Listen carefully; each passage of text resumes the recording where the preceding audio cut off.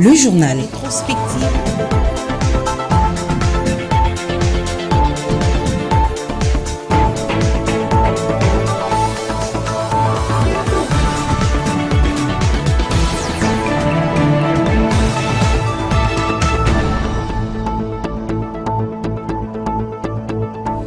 Très bonne soirée à tous en regardant FM Télévision. On se retrouve dans le cadre de cette grande édition du journal qui s'ouvre par l'actualité. Vive tension. Ce jeudi au siège de l'Union pour la démocratie et le progrès social, UDP, son sigle, les militants du parti présidentiel étaient dans la rue pour manifester la colère contre le secrétaire général Augustin Kabouya, je citais, qu'ils accusent de manigancer les propositions de nomination des membres de l'UDPS au sein des entreprises publiques. Regardez.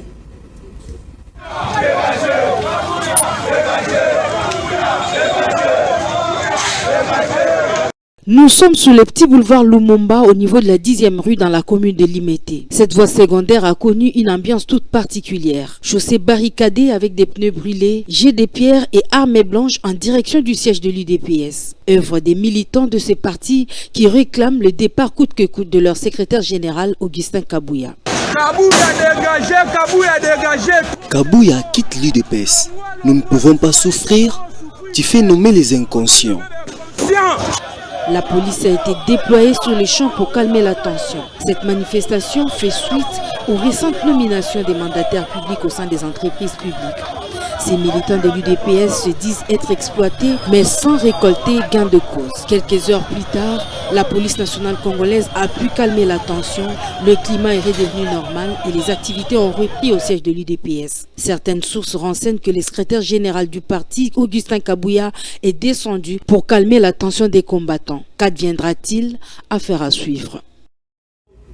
On va poursuivre ce journal avec l'actualité en bref. Un deuxième groupe militaire kenyan de la force régionale est arrivé hier à Goma pour appuyer le FARDC dans la traque de rebelles du M23. Ces soldats ont été déployés dans le cadre de la force régionale de la communauté des États de l'Afrique de l'Est conformément aux résolutions ici du sommet de chefs de RAC sur la situation qui prévaut dans la province du Nord Kivu, notamment l'occupation de Bunagana. On va continuer en parlant justement de la situation dans l'Est de la RDC. Les troupes kenyanes arrivées à Goma pour traquer avec le FARDC les mouvements du M23 soutenus par les Rwandais ne vont pas directement se mettre sur les terrains militaires selon le général-major Jeff Nyaga, commandant de la force régionale des EAC. La première priorité est les processus politiques. Je vous propose de l'écouter. 3 tracks. And the first priority was the political process. Currently, la première priorité est le processus politique. Nous avons le processus de Luanda et celui de Nairobi. Le plus important, c'est la paix. You have to pursue diplomacy. The second on that track, is very critical for you to note, is the issue of disarmament and demobilization, not only targeting M23. La guerre, dans plusieurs cas, n'a jamais ramené la paix. Il est toujours nécessaire de recourir à la diplomatie. And they have instigated significant degree of insecurity. If these two tracks fail, then we will automatically transit to the third track, that is military action. On va continuer à évoquer la situation qui paraît préoccupante dans l'Est de la RDC. Et sachez que le président français Emmanuel Macron a réitéré le soutien de la France aux efforts entrepris par le pays de la région pour restaurer la paix dans l'Est de la République démocratique du Congo. Le président français s'est entretenu avec le président kenyan William Ruto au sujet du déploiement en cours des éléments de la force régionale qui permettra évidemment de faire cesser les combats et amorcer les retraits immédiats du M23. Ensuite, sur la situation à l'est de la République démocratique du Congo et les tensions avec le Rwanda. Comme vous le savez, en septembre dernier, j'avais réuni les présidents Kagame et Tshisekedi en marge de l'Assemblée générale sur ce sujet. J'ai reparlé à l'un et à l'autre ces derniers jours et j'ai également parlé au président Ruto, et je remercie ce dernier pour sa mobilisation et son engagement. Il y a, je crois, un chemin possible engageant la région sur la base du processus de Nairobi que nous soutenons. Et donc ce que nous sommes en train de faire, c'est en lien étroit avec les Nations Unies et sous l'égide de ces derniers, de permettre le déploiement de forces régionales à grande composante à court terme kenyanes, mais plusieurs puissances de la région ont aussi marqué leur disponibilité pour pouvoir stabiliser plusieurs villes, en particulier Bunagana et quelques autres, et permettre ainsi un retrait des forces en présence, les M23, et surtout pouvoir réengager un processus politique qui doit être la priorité dans le traitement de ces tensions. Je sais pouvoir compter sur l'engagement et du président Kagame et du président Tshisekedi dans cette période, et je veux ici très solennellement remercier le président Ruto pour sa mobilisation politique, mais l'engagement aussi de ses forces, et la France continuera à être aux côtés de ces initiatives. Et pour sa part, le général-major Chico Chitambwe, sous-chef d'état-major de FARDC en charge des opérations, l'armée congolaise, espère qu'elles vont, avec la force régionale des EAC, évoluer dans une mission offensive. On vous propose dans ces propos recueillir justement l'optimisme du général-major Chico Chitambwe. Écoutez. Je souhaite la bienvenue au général Jeff, qui est le force commandeur de la force régionale est-africaine. Général, bienvenue chez nous. Au nom du peuple congolais, au nom du président de la République et du chef d'état-major, je vous souhaite bienvenue chez nous. Et j'espère qu'avec votre arrivée, beaucoup de choses vont changer et nous allons évoluer dans une mission offensive afin de ramener la paix dans notre pays, la RDC, avec en priorité le M23 et cette agression rwandaise, y compris les FDLR aussi, et le reste des groupes armés locaux qui pullulent dans l'Est de la République, et avec votre appui, avec l'appui de la communauté est-africaine, j'espère que nous allons ramener la paix dans notre partenaire. Une fois encore, merci beaucoup. Volet sécuritaire, toujours, on change de registre. Sachez que la RDC a besoin de la cohésion nationale pour bouter hors de son territoire les mouvements rebelles. C'est dans ce cadre que le président du CNSA est allé rencontrer l'opposant Martin Fayulu en vue de planifier une rencontre qui mettra évidemment autour d'une table le président de la République et son challenger des élections passées. Suivez Joseph Olengakoye pour plus de précisions. Il faut aller avec tous les citoyens, leurs fils et filles du pays, pour voir ensemble, comme nous l'avons toujours dit, la valeur d'un homme politique, ce n'est pas par rapport à sa taille, c'est sa capacité de raisonnement pour résoudre les problèmes qui agressent le pays. C'est comme ça que nous avons pensé utilement venir voir le président Fayulu pour discuter avec lui sur le Congo. Ce que je dois vous dire, nous sommes surpris de sa grande ouverture.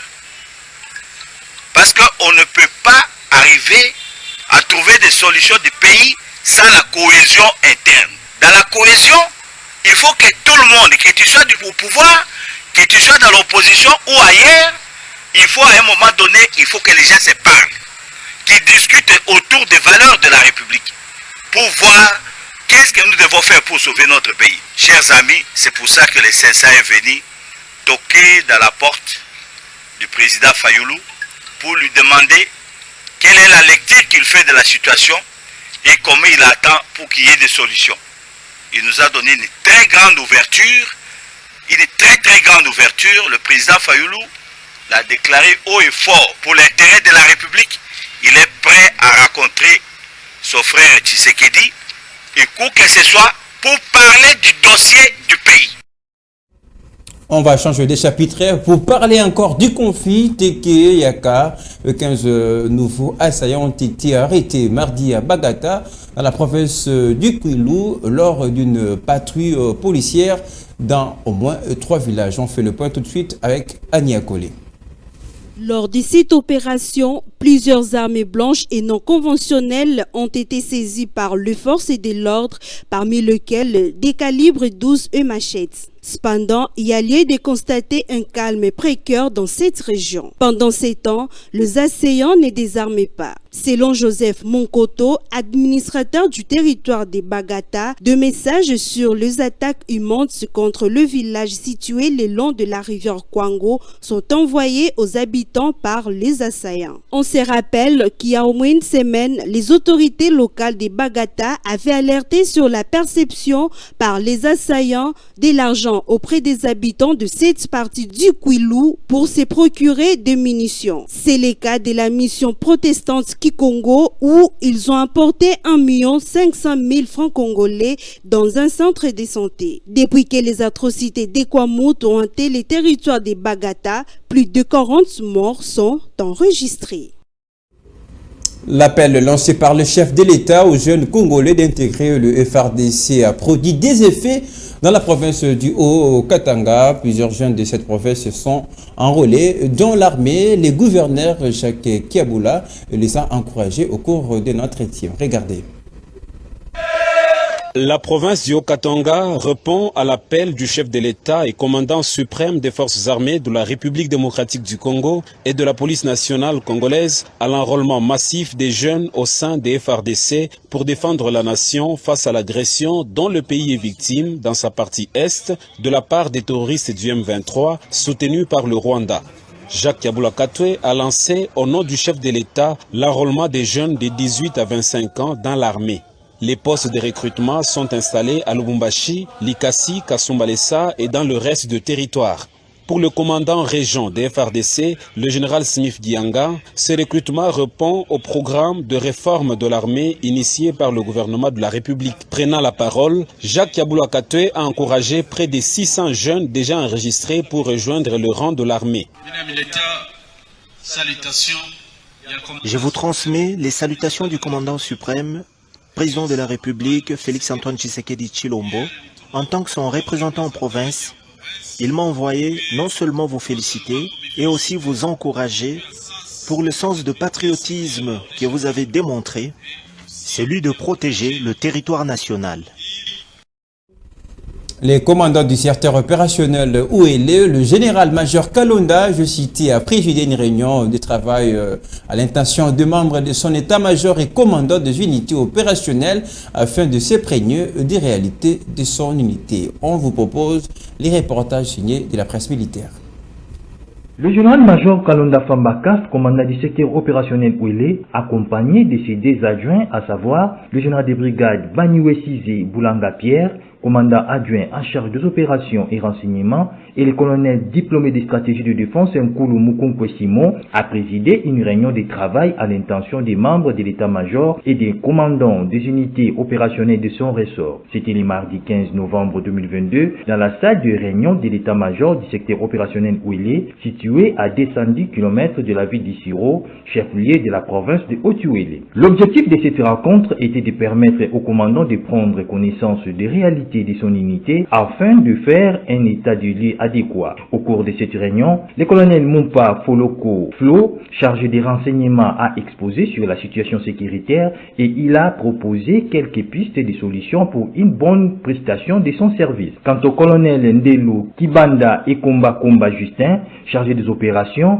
s'est apaisanti sur la situation opérationnelle de l'espace Ouélé, lui aussi comme son prédécesseur, a fait quelques recommandations pour le déploiement des éléments eu égard à la situation actuelle. Ces exposés ont été suivis d'un jeu de questions et réponses. Dans son mot à l'assistance, le général Kalonda a promis que toutes ces suggestions seront traitées au cas par cas pour leur exécution. Profitant de l'occasion, le commandant secteur opérationnel Ouélé a exhorté ses interlocuteurs de faire le travail comme il se doit et surtout de suivre de près les services intérieurs pour notre sécurité. Les chefs militaires doivent avoir les soucis de ces militaires, a dit le général Kalonda. À cet effet, effet, il a interdit la banque Lambert, une pratique qui déshonore notre armée. Le commandant secteur opérationnel Ouélé a toutefois condamné le déploiement illicite des militaires dans sa zone de responsabilité. Désormais, tout déploiement doit être sanctionné par une autorisation au préalable, a-t-il insisté. Le numéro 1 du secteur opérationnel Ouélé a fini son message en appelant les officiers à la loyauté et à la fidélité au commandant suprême et aux institutions légalement établies. La nouvelle équipe dirigeante du secteur opérationnel Ouélé fait de la situation socio-économique de ces militaires son cheval de bataille. Un peu de société dans ce journal. Le pire est à craindre sur la route Kimbonseke, rongée à moitié par un ravin à hauteur du complexe scolaire Sembanga. Circulation difficile, crainte d'affossement du sol. Les décors est donc plantés pour ôter la population de sa quiétude. Reportage Igor Sombo et Papi Vango. Impossible de mieux circuler sur cette route, déjà consommée à moitié par cette érosion qui se creuse de plus en plus. Pas moyen pour les véhicules de rouler à deux sens dans le même temps, il faut le faire à tour de rôle. La population fait porter le chapeau de cette réalité à la Régie des eaux qui avait récemment démarré les travaux d'installation des tuyaux en pleine route. La route est détruite. Les agents de la Régie des eaux devraient revenir arranger la route après avoir travaillé. Moi-même, j'étais victime. Je suis tombée ici.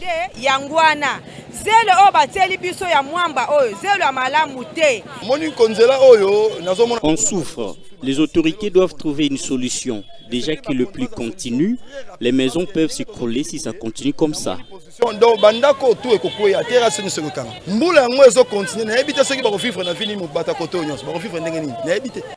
De leur côté, les chauffeurs de taxi se plaignent de la baisse de leurs recettes. La route était en bon état, mais depuis le début de ces travaux, on n'arrive plus à bien travailler. On travaille dans des conditions très difficiles à cause des embouteillages. Les propriétaires de véhicules attendent de nous quelque chose, mais aujourd'hui, le versement pose problème.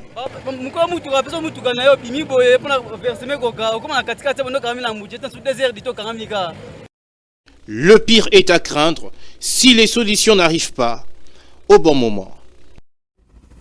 On va terminer en sport. Le FC Renaissance du Congo est tombé encore une nouvelle fois, battu ce jeudi par la jeunesse sportive de Kinshasa sur le score de 1-0 en match de la 3e journée du championnat national. Un résultat qui place donc le club orange de la capitale à la dernière position du classement avec seulement 1 point. Tandis que dans le deuxième match du jour, toujours au stade des Martyrs de la Pentecôte, le Darika Motema Pembe est accroché pour la 3e fois devant l'AS Rangers. Score final, 1-0. Voilà tout ce qu'on peut retenir du championnat national qui s'est poursuivi encore ce jeudi. Et puis avant de terminer, on va parler des handball féminins. Sachez que la RDC est éliminée de la CAN handball Sénégal 2022 hier après sa défaite contre le Cameroun. Le Fauve congolaise se sont inclinés devant les Lions indomptables sur le score de justesse 23-22. Rappelons que le Cameroun, après cette qualification, rencontrera le Congo-Brazzaville en demi-finale. Les précisions sont à suivre dans nos prochaines éditions. C'est avec ces mots de sport que nous bouclons complètement ce journal. Merci à toute l'équipe qui nous a aidés à les réaliser. Restez nous toujours fidèles et l'actualité continue sur notre chaîne YouTube. Tapez Fondation Valois Télévision.